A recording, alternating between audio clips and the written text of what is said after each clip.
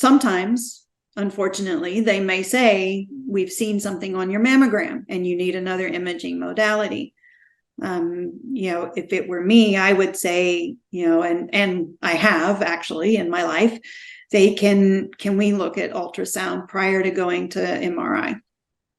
MRI is expensive, and it's you are in this big machine, and so I would in my personal uncomfortable.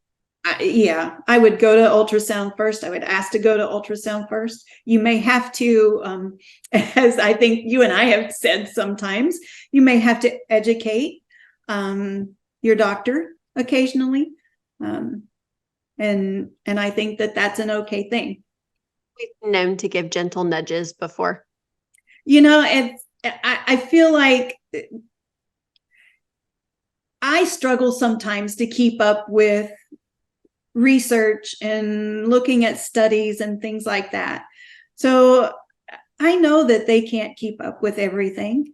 And if I have a great article that makes my point for why I would like to have ultrasound first, then I think it's just a nice thing to do to help them understand, oh, look, I have this wonderful article about ABUS, as a screening for dense breasts. Let's try this first before we go into anything more aggressive. And I think that honestly, it's a good test for your medical provider, because I think oftentimes there is an epidemic of arrogance among all healthcare practitioners, and I'm not immune to that either. It's kind of built in. If we're the type of people who want doctor before our name, then there comes a certain amount of stubbornness and arrogance. So I think if you send your physician an article, if you send them information that you think is imperative to your own care, and if they have the humility to handle that with grace, then you probably have a good provider on your hands.